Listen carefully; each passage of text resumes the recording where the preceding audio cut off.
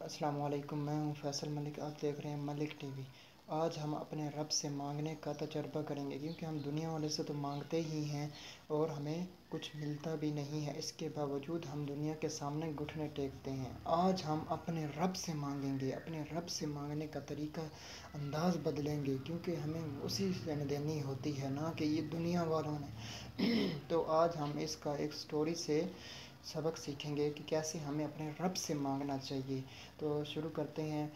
جنگل میں ایک دلی کا بادشاہ جانور کا شکار کے تعاقب میں گھوم رہا تھا۔ اسے ایک ہرن دکھائی دیا۔ اس نے اپنے گھوڑے اس ہرن کے پیچھے لگا دیے۔ اس نے کافی دور تک جنگل میں ہرن کا تعاقب کیا، لیکن ہرن جنگل کے خاردار جھاڑیوں میں غائب ہو گیا۔ بادشاہ اپنے سپاہیوں سے بھی دور نکل گیا تھا۔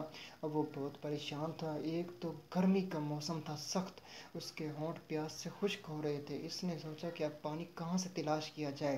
اس نے بستی کی جانب گھوڑا دوڑا دیا۔ کئی میل مسافت طے کرنے کے باوجود اسے پانی نظر نہ آیا۔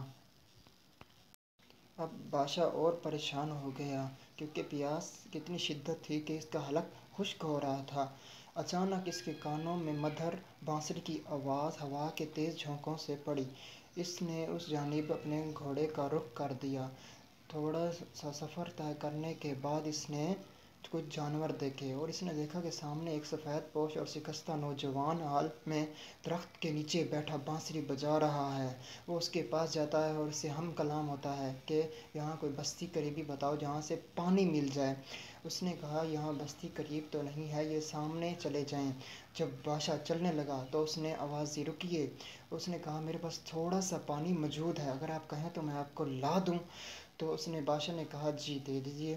وہ اپنے برتن میلے کچیلے برتنوں میں سے پانی لا کر بادشاہ کو پیش کرتا ہے۔ بادشاہ اسے پیتا ہے اور کہتا ہے ماشاءاللہ بہت میٹھا پانی تھا۔ بادشاہ نے کہا آپ کا تعارف؟ اس نے کہا جناب میں ایک چرواہا ہوں اور اسی جانوروں کو پال پوس کے اپنے بچوں کا پیٹ پال رہا ہوں۔ آپ کی تعریف؟ بادشاہ نے کہا میں شاہ جہان بادشاہ ہوں۔ وہ چرواہا چونک گیا، کیا آپ بادشاہ ہیں، وہ لال قلعے والے بادشاہ؟ بادشاہ نے کہا جی جی میں وہی ہوں۔ تو بادشاہ اس سے بہت خوش ہوا اور اسے کہا کہ پتے اور قلم لا دو تاکہ میں آپ کو اپنا ایڈریس اور اجازت نامہ رختہ لکھ دوں۔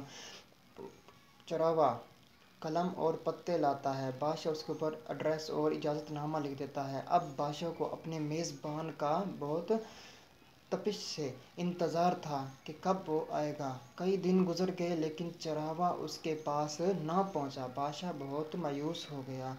ایک دن جمعے کا تھا جب بادشاہ اپنی عبادات اور ریاضات میں مشغول تھا۔ ادھر سے چرواہا آ نکلا، دلی میں داخل ہوا اور اس نے وزیروں کو وہ رکا دکھایا۔ وزیروں نے اندر آنے کی اجازت دے دی۔ اس نے پوچھا بادشاہ کہاں ہے؟ تو وزیروں نے کہا وہ بادشاہ سامنے نماز جمعہ ادا کر رہے ہیں۔ چرواہا سامنے دیکھتا ہے کہ بادشاہ گڑ گڑا کر اللہ کی بارگاہ میں رو رہے ہیں اور اللہ سے دعا مانگ رہے ہیں۔ چرواہا پریشان ہو جاتا ہے کہ یہ حاکم وقت ہو کر کیا کر رہا ہے۔ چرواہا واپس پلٹ جاتا ہے۔ بادشاہ اپنی عبادات سے فارغ ہو کر آتا ہے تو اسے اس کے سپاہی بتاتے ہیں کہ جناب آپ سے کوئی چرواہا ملنے آیا تھا۔ بادشاہ نے کہا کہاں ہے؟ انہوں نے کہا وہ چلا گیا ہے۔ بادشاہ بہت برہم ہوتا ہے اور کہتا ہے کہ تم نے کیوں جانے دیا؟ جاؤ اسے واپس لے کے آؤ۔ وہ سپاہیوں کو بھیجتا ہے۔ سپاہی جاتے ہیں، اسے واپس لے آتے ہیں۔ بادشاہ نے اسے جانے کی وجہ دریافت کی۔ تو چرواہا کہتا ہے بادشاہ سلامت، میں جب گھر سے نکلا تھا تو اس آرزو سے نکلا تھا کہ آج جاؤں گا بادشاہ سے اپنا انعام و اکرام وصول کر کے آؤں گا۔ یہاں آیا تو یہاں ماجرا سارا الٹ تھا۔ میں نے دیکھا کہ ایک بادشاہ وقت ہو کر اپنے رب سے اس طرح مانگ رہا ہے اور میں ایک چرواہا ناچیز ہو کر کیوں اپنے رب سے کیوں نہیں مانگتا؟ وہ مجھے بھی عطا کرے گا، میں کیوں ایسے مانگی مانی پر گزارا کروں؟ اس لیے میں نے سوچا کہ میں واپس پلٹ جاؤں۔ بادشاہ اس کی اس بہادری اور دلیرانہ انداز سے بہت متاثر ہوتا ہے اور اسے بہت سے انعامات سے نوازتا ہے اور ساتھ ہی ساتھ اسے اپنی سلطنت کا بھی وزیر مقرر کر دیتا ہے۔ یہ دیکھیے، یہ ہے اپنے رب سے مانگنے کی استقامت کا نتیجہ۔ ہم لوگ کیا کرتے ہیں؟ ہم دنیا والوں پہ آس لگا کر بیٹھ جاتے ہیں۔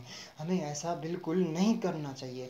کیوں؟ کیونکہ وہی ہے مالک، وہی ہے خالق جو دنیا و جہاں کو